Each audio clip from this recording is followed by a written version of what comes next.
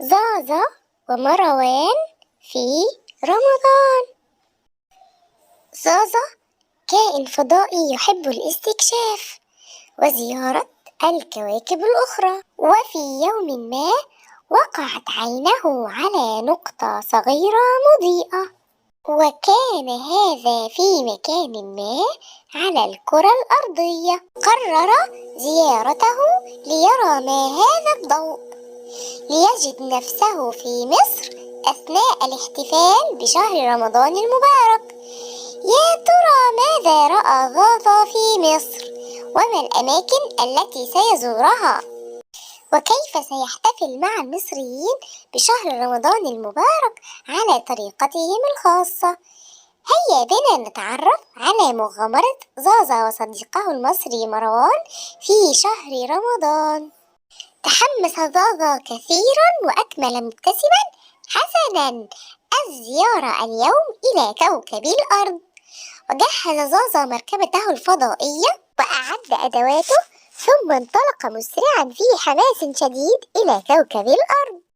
هبطت مركبة زازا في مكان مزدحم بالناس وتملأه الأضواء وصياح الأطفال.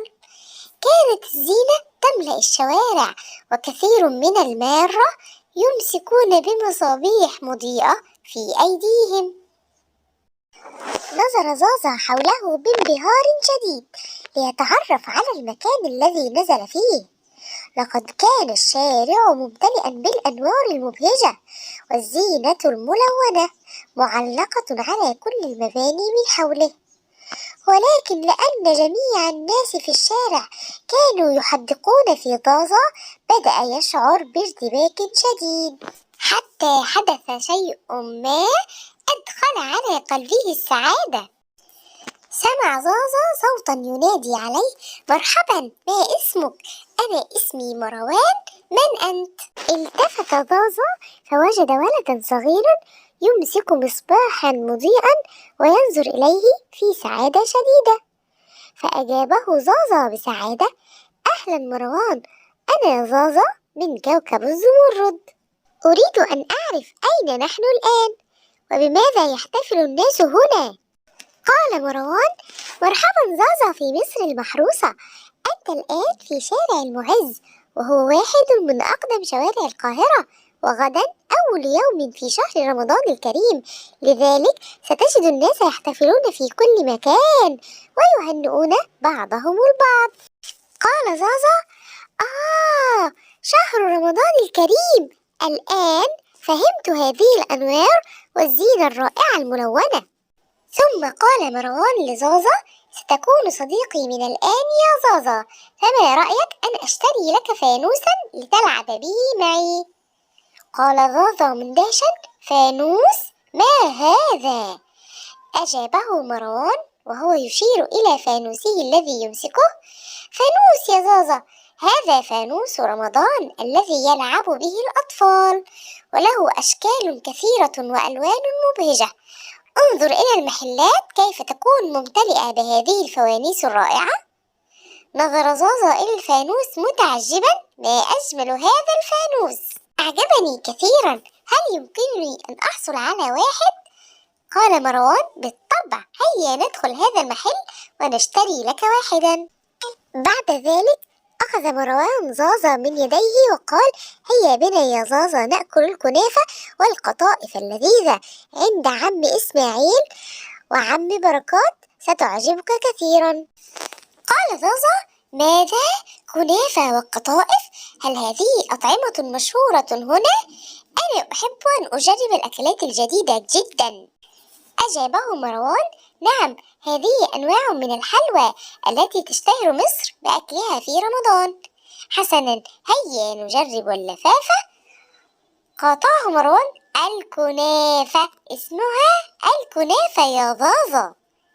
وقف زازا أمام بائع الكنافة وانبهر بالطريقة التي يصنع بها البائع الكنافة، ثم طلب زازا من البائع أن يجرب صنع الكنافة والحركات الدائرية التي يقوم بها. فقال مروان مازحا: رائع يا زازا، ما رأيك أن تبيع أنت الكنافة؟ وقتها ونسميه عم زازا الكنفاني. ضحك زازا ومروان وجميع من حولهم كثيرا، واستمر مروان وزازا بعدها في التجول معا في شارع المعز، وأخذا يشاهدان المحلات ومظاهر الاحتفال بشهر رمضان الكريم. ثم توقف زازا أمام مسجد كبير، ورأى الكثير من الناس تدخل إلى المسجد، فقال مروان: هذا مسجد الحاكم بأمر الله، من أشهر المساجد في مصر، وستبدأ من اليوم صلاة التراويح في المساجد، فهيا لندخل ونصليها جماعة. وبعد انتهاء الصلاة انضم مروان وزازا لمجموعة من الأطفال، وبدأوا لعبة الأستغماية واللعب بالفوانيس والجري، وقضى زازا وقتا رائعا. وفجأة سمع زازا صوت طبلة تدق بصوت مرتفع في الشارع: دم دم دم دم دم.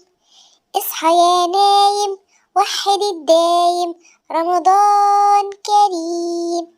ما هذا الصوت ومن هذا الشخص؟ تساءل زازا. ابتسم مروان وأخذ زازا من يده مسرعا وهو يقول: تعال بسرعة يا زازا، سأريك شيئا رائعا.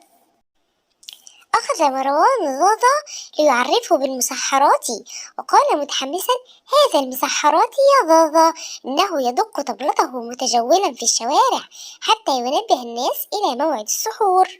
قال زازا منبهرا: هذا رائع حقا، أعجبتني الفكرة كثيرا.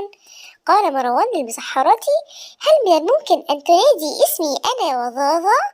رد المسحرات بصوته الجهوري الرائع: اصحى يا زازا، اصحى يا مروان، رمضان كريم.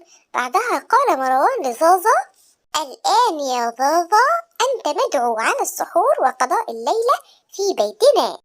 تناول زازا السحور في بيت مروان، ثم قضى الليلة عنده. وفي اليوم التالي جلست الأسرة تنتظر موعد الإفطار، وقد أعدت الأم وجبة الإفطار، وساعدها مروان والأب في إعداد المائدة والتمر والمشروبات الرمضانية. وفي أثناء انتظار الأسرة لأذان المغرب ظهر على التلفاز صورة لمدفع الإفطار، فسأل زازا: ما هذا؟ قال الأب: هذا مدفع الإفطار يا زازا، كان يستخدم قديما ليعلن عن موعد الإفطار، وقد عادت مصر لاستخدامه مرة أخرى في السنوات الأخيرة. قال زازا ضاحكا: كما أني متشوق لانطلاق مدفع الإفطار، لا آكل من هذه الشوكولاتة اللذيذة.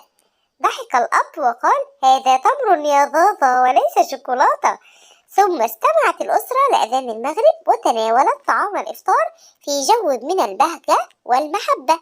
بعد الإفطار جلست الأسرة لتشاهد البرامج الرمضانية المصرية التراثية مثل بوجي وطمطم، كما قدمت الأم طبقا من الكنافة الرمضانية اللذيذة. فقال زازا مندفعا: أنا أعرف هذه الحلوى، لقد قمت بالمشاركة في صنعها بالأمس، إنها اللفافة. رد مروان ضاحكا: اسمها الكنافة يا زازا، الكنافة. وضحك جميع أفراد الأسرة.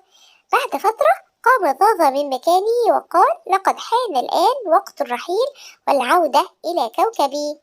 قال مروان بحزن: لا يا زازا، لقد أحببناك كثيرا، ونتمنى أن تظل معنا دائما. قال زازا: وأنا أيضا استمتعت برحلتي كثيرا، واستمتعت بوجودي معكم على أرض مصر الطيبة، وخاصة في هذا الشهر المبارك، فلقد أعجبتني مظاهر الاحتفال هنا كثيرا كثيرا. جت الأسرة لتودع زازا، وقال الجميع: سنفتقدك كثيرا يا زازا، حتما ستزورنا العام القادم. قال زازا والدموع تملأ عينيه: بالطبع سأزوركم، كما أشكركم كثيرا على كرم الضيافة. ثم انطلقت مركبة زازا مسرعة إلى السماء، وقال لنفسه: كانت رحلة رائعة، لم أستمتع هكذا من قبل. سأفتقد مصر كثيرا، فهي من أجمل البلاد. ولكن أتعلمون ما أكثر شيء سوف أفتقده بجدة؟ إنها اللفافة اللذيذة، اسمها الكنافة. الكنافة يا زازا.